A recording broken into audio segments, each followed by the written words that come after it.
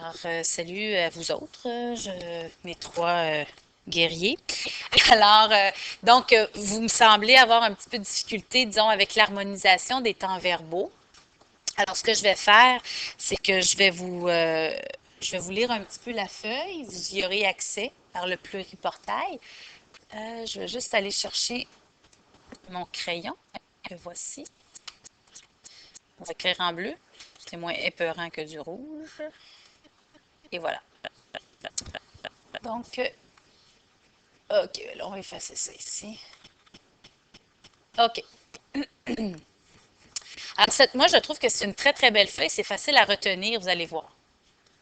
Alors, qu'est-ce que l'harmonisation des temps verbaux? Alors, ça, on va vraiment parler de l'harmonisation des temps verbaux dans la narration seulement. C'est quoi la différence entre la narration versus le discours direct?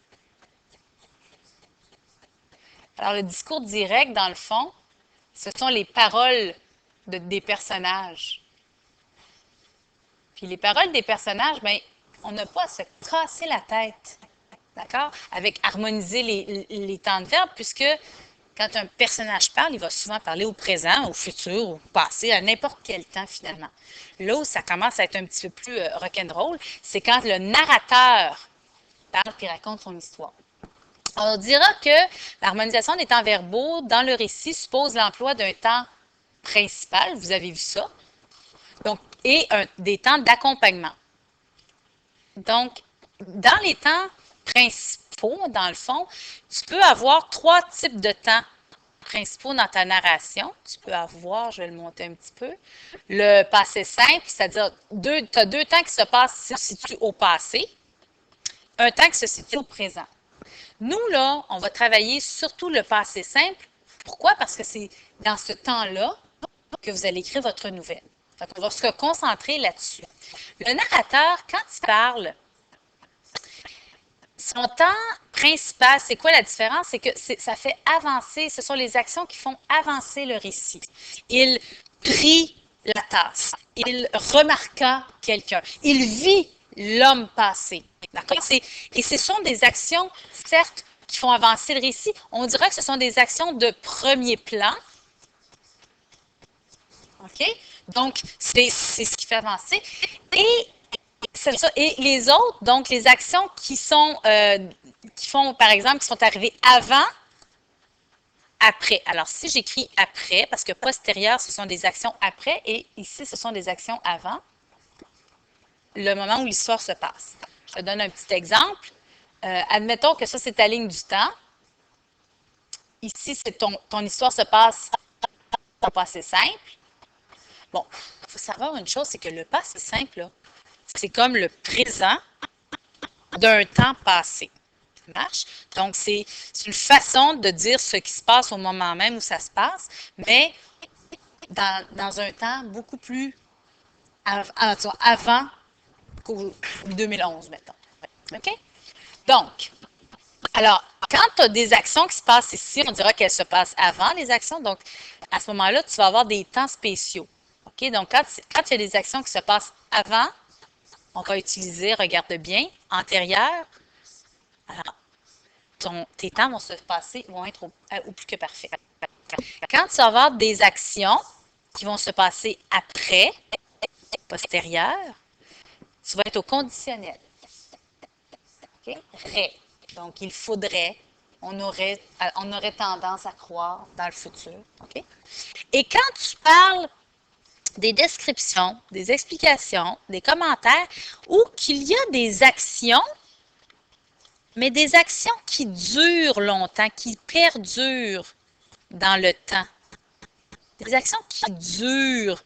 Par exemple, dans le verbe apercevoir, c'est sûr que quand tu aperçois quelqu'un, tu l'aperçois, puis 2 secondes après, ça finit là, de l'apercevoir. Mais si j'utilisais le verbe, par exemple, contempler, pendant combien de temps contempler quelqu'un? Pense-y 2 secondes, le sens du verbe contempler. Là, ça te donne l'impression d'avoir un petit peu de bave, là, parce que ça te prend du temps. Tu regardes quelqu'un longtemps, tu contemples quelqu'un. Alors, à ce moment-là, tu dirais, je contemplais Lydia de ma fenêtre. Contempler, tu le mets à l'imparfait. Tu vois, quand il y a des actions qui dure dans le temps, on va mettre ça à l'imparfait. Les deux ici se passent dans le passé. OK, les deux textes. C'est quoi la différence entre un texte qui est écrit au passé simple et un texte qui est écrit au passé composé? Regardez, si vous observez, les temps d'accompagnement sont les mêmes. Quand il y a des actions avant, c'est au plus que parfait. Des actions qui durent ou des descriptions, c'est de l'imparfait. Des actions après, c'est le conditionnel présent. Même chose dans les temps d'accompagnement. La seule différence, c'est que le temps principal est au passé composé. C'est quoi la différence? C'est que ici, dans le premier, on va dire que c'est beaucoup plus, on appelle ça des temps, comment je dirais donc, pas anciens, mais traditionnels. OK? Dans la tradition, là, OK? Quand on racontait des histoires, il était une fois, ils eurent beaucoup d'enfants. Vous voyez, et ça suppose que ton histoire, là, ça fait un bon bout de temps qu'elle est terminée. Contrairement, ici, au passé composé, je te dirais que c'est beaucoup plus moderne. C'est comme si c'était, oui, c'est dans le passé, mais ça fait pas tellement longtemps. Je me verrais mal raconter une histoire qui s'est produite hier au passé simple, du genre.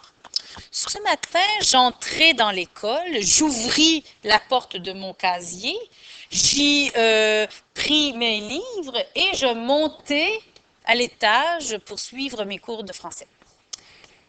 C'est beaucoup plus simple parce que ça fait pas très longtemps. Hein, ce matin, je suis entrée dans l'école, j'ai pris mes livres, j'ai fermé la porte de mon casier. Comprenez-vous là que dans la distance, dans le temps, il y a une nuance. Alors, la nouvelle qu'on va écrire, nous autres, elle va se situer ici. La seule différence, puis là, regardez, je vais faire un beau petit dessin. Si jamais vous êtes... juste un instant, je vais fermer la porte, à moins que je m'étouffe. Merci. OK. C'est parce que je ne pouvais pas vraiment me déplacer. Là, quand vous allez m'écouter, vous allez revoir tout ça, ça va être super charmant. Ne dites pas à votre mère ce que j'étais en train de faire. Bon. En fait, quand vous allez utiliser ce temps-là principal, regardez les temps. Passé simple, plus que parfait, imparfait, conditionnel. Ce sont les 4 temps. Moi, dans ma classe, j'ai dit à mes élèves que s'ils employaient quelque part le passé composé ou le présent, regarde ce que je leur fais. Je vais juste effacer ça ici, là. De toute façon, ça va être déjà écrit. Regardez le beau, magnifique dessin que je fais.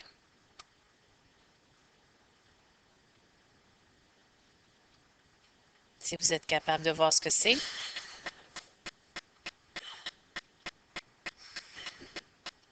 Alors, vous comprenez? Je ne veux pas voir de passé de présent ou de passé composé quand le temps de votre récit est au passé simple. Ça ne va tout simplement pas ensemble. OK? Même chose ici, quand mon récit est au passé composé, je ne veux pas voir de passé simple. C'est parce que c'est passé simple. Oh, la blague ici, jeu de mots. Blague de français, de prof de français. Là. Alors ça, c'est très, très important. Alors, on va juste regarder ici, dans les deux textes, la différence, allez comprendre. Alors, on dit « J'aperçus Lydia de ma fenêtre ». Bien, j'aperçus, c'est vraiment, ça fait avancer ton histoire. Je veux dire, c'est une action de premier plan. D'accord? Donc, tu mets au passé simple.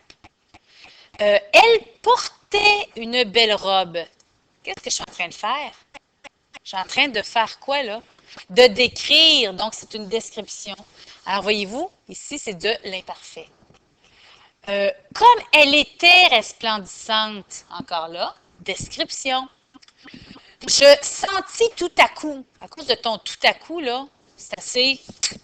Hein, c'est une action qui se passe là, puis après ça, c'est fini, là.